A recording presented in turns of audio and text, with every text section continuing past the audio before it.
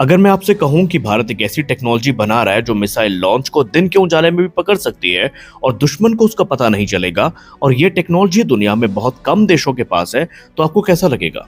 रुकिए, मैं कोई साइंस फिक्शन मूवी की बात नहीं कर रहा हूं। यह है डीआरडीओ की next generation gallium oxide technology.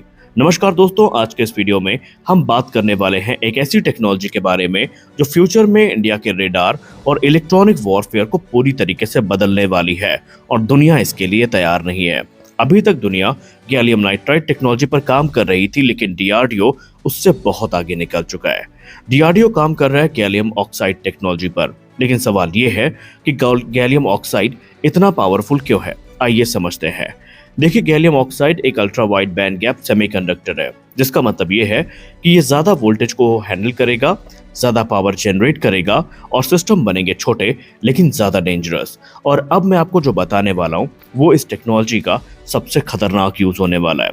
इसमें आपको देखने को मिलेंगे सोलर ब्लाइंड सेंसर्स। ये सेंसर्स मिसाइल लॉन्च को, रॉकेट एग्जॉस्ट को और फाइटर जेट के हीट सिग्नेचर को ब्रॉड डे लाइट में यानी सूरज की रोशनी में भी डिटेक्ट कर सकते हैं।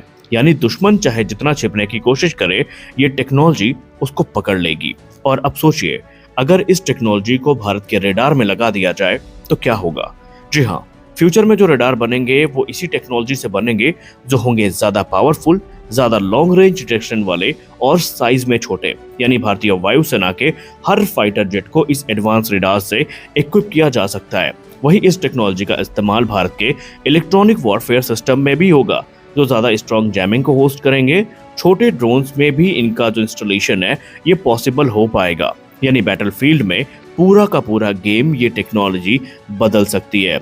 लेकिन सच ये है कि क्या ये टेक्नोलॉजी तैयार है? तो अभी अगर देखा जाए तो ये टेक्नोलॉजी पूरी तरीके से तैयार नहीं है। अभी ये टेक्नोलॉजी रिसर्च फेज में है। डीआरडीओ साइंटिस्ट इस पर रात दिन काम कर रहे हैं, इसकी हीट और स्टेबिलिटी इश्यूज पर। लेकिन फ्यूचर में इसका एक और यूज है जो आपको हैरान कर देगा। दरअसल आपको बता दें कि गैलियम ऑक्साइड रेडिएशन रेजिस्टेंट है। इसका मतलब ये है कि स्पेस में भी इसको यूज में लाया जा सकता है। सैटेलाइट हो गए, मिसाइल ट्रैकिंग हो गई, एंटी सैटेलाइट सिस्टम हो गए, इन सब में इस टेक्नोलॉजी को यूज में लाया जा सकता है।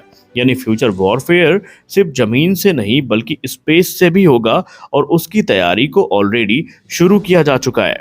यानी एक बात तो साफ है कि defence research and development organisation gallium nitride से आगे बढ़कर गैलियम ऑक्साइड की तरफ जा रहा है, और आने वाले समय में भारत में जो डिफेंस टेक्नोलॉजी है उसको इससे एक नई ताकत मिलने वाली है।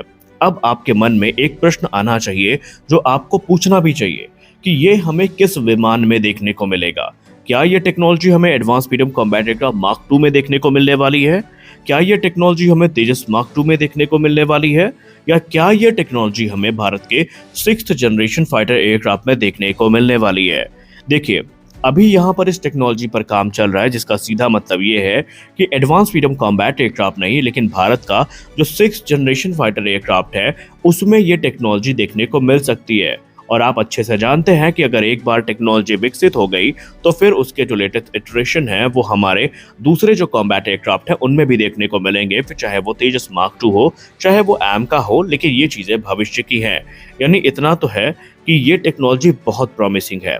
तो अगर आपने वीडियो को यहाँ तक देखा है तो कमेंट में जरूर लिखिए कि क्या आप भी गैलियम ऑक्साइड को फ्यूचर टेक्नोलॉजी मानते हैं, और ये भी बताइए कि क्या ये टेक्नोलॉजी इंडिया के लिए गेम चेंजर साबित हो सकती है।